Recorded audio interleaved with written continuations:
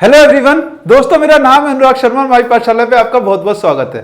देखो दोस्तों, कल एसएससी ने नोटिस निकाला है जो एनालिसिस यूट्यूब पे चलाया जा रहा था और टेलीग्राम वगैरह पे सब जगह शेयर हो रहे थे क्वेश्चन उसके खिलाफ, और वो नोटिस में आपको एक बार दिखा देता हूं। इस नोटिस में सबसे इंपॉर्टेंट चीज क्या है, सीधे उस पे आते हैं। नोटिस में सबसे इंपॉर्टेंट चीज यहां पर है कि it has come to the notice of the commission that some persons are engaged in aforesaid activities through social media, YouTube, Twitter, Facebook etcetera. मतलब जो क्वेश्चन शेयरिंग चल रहा है ना, यूट्यूब पे खासकर जो एनालिसिस चल रहा है वहां पर उसने एसएससी ने साफ बोला है कि इन पे डिसिप्लिनरी एक्शन या फिर लीगल एक्शन भी लिया जा सकता है ना। ये बहुत बड़ी बात है। देखो अभिनय शर्मा सर ने एक इस पे वीडियो भी किया था, उन्होंने बोला था मैं हाई कोर्ट भी जा सकता हूं, और वो तो अब भी शायद कह रहे हैं कि मैं हाई कोर्ट जाऊंगा और देखूंगा इसमें क्या है।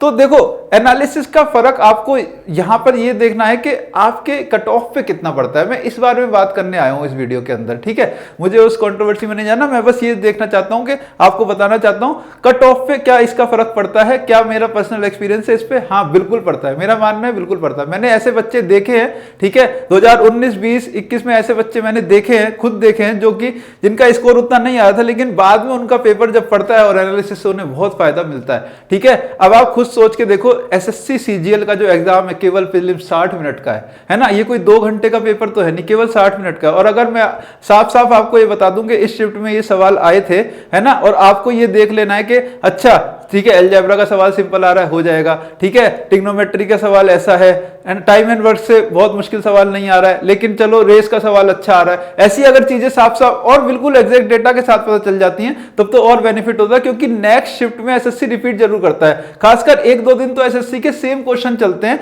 उसके बाद चीज चेंज होती है। जैसे आप मान लो अगले स्लॉट में जब पेपर होगा छुट्टियों के बाद, तो हो सकता है उसमें थोड़े स्लाइड चेंजेस मिले, लेकिन ये जो 2-3 दिन चला है इसमें सेम टू सेम क्वेश्चन आते हैं, ठीक है। तो ये सबसे बड़ी चीज होती है कि यहाँ पे कट ऑफ पे तो फर्क पड़ेगा ही पड़ेगा भी, केवल और ये 1 घंटे का पेपर है। दूसरी बात देखो कि कॉन्फिडेंस कितना ज्यादा बढ़ जाता है। किसी को पता है कि हाँ मुझे यहाँ पर ये क्वेश्चन स्किप करना है, मैथ का, मैथ ही सबसे लेंदी यहाँ पर है, तो मैथ में ही अगर उसका टाइम बच रहा है इन चीजों से तो फर्क तो पड़ता ही है ना। जो पहली बार देने जा रहा है उसको पहली बार क्वेश्चन देख रहा है, उसको अचानक से झटका लगता है, उसको समझ में नहीं आता है कि छोड़ूं या फिर मैं उसको करूं। तो एनालिसिस बिल्कुल नहीं होना चाहिए। देखो मैंने भी एनालिसिस कराया, तो वहां पे मैंने जैसे इंस्टॉलमेंट का सवाल आया था, तो इंस्टॉलमेंट का एक बहुत अच्छा क्वेश्चन में ले गया। बच्चों ने वहां पे कमेंट भी किया कि ये क्वेश्चन ही नहीं आया।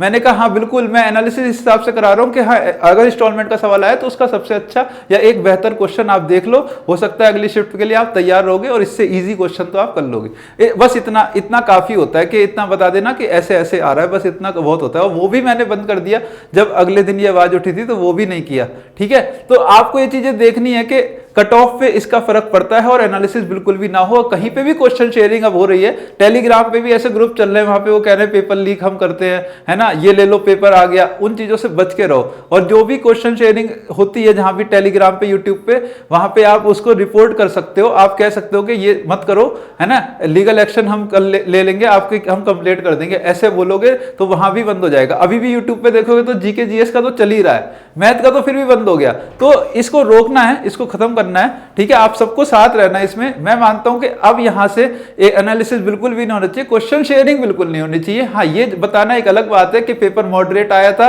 या इजी आया था, ठीक है, तो या फिर डिफिकल्ट था, जो भी था। तो इस चीजों पे आपको भी सतर्क रहना होगा आगे से, ताकि कंपटीशन हेल्दी रहे, कंपटीशन एक न्यूट्रल रहे और आप लोगों को जो है वहां पे नुकसान ना हो, है ना। सिर्फ फर्स्ट शिफ्ट वाले नहीं, नुकसान किसी को भी होता है। जो सबका सबसे लास्ट में है यार, वो तो सारे क्वेश्चन देख लेगा इस हिसाब से, है ना। तो एनालिसिस बैन तो हुआ ही है, लेकिन पूरी तरह से बैन होना है हर जगह क्वेश्चन शेयरिंग, और उसमें आपका भी रोल रहेगा। आप बस एक ये मैसेज लिख देना, जहां भी टीचर करा रहे हो, ऑफलाइन सेंटर्स में करा रहे हैं तो वहां भी आप कह सकते हो कहीं भी कि हाँ भाई रिपोर्ट कर देंगे, या कहो मत तो आप रिपोर्ट कर दो, एसएससी को मेल कर दो, तो बहुत फर्क पड़ता है। या फिर आप टीचर्स के पास मेल कर मैसेज छोड़ दो कि हाँ भाई ये टीचर ऐसे ऐसे करा रहे हैं, अगर एक्शन होगा तो बहुत अच्छी बात है ना, सब कुछ रुक जाएगा। बहुत छोटी सी बात है, देखो एक नोटिस से सब कुछ रुक गया है। थोड़ा सा आप और सतर्क हो जाओगे, है ना, आप बच्चे लोग तो बिल्कुल खत्म हो जाना है ये, और एक हेल्दी और न्यूट्रल एनवायरनमेंट आपको मिलेगा कंपटीशन का, ठीक है।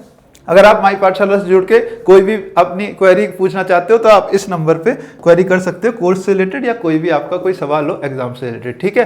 तो अब मैं अनुराग शर्मा आप लोगों से विदा लेता हूं। नमस्कार, जय हिंद।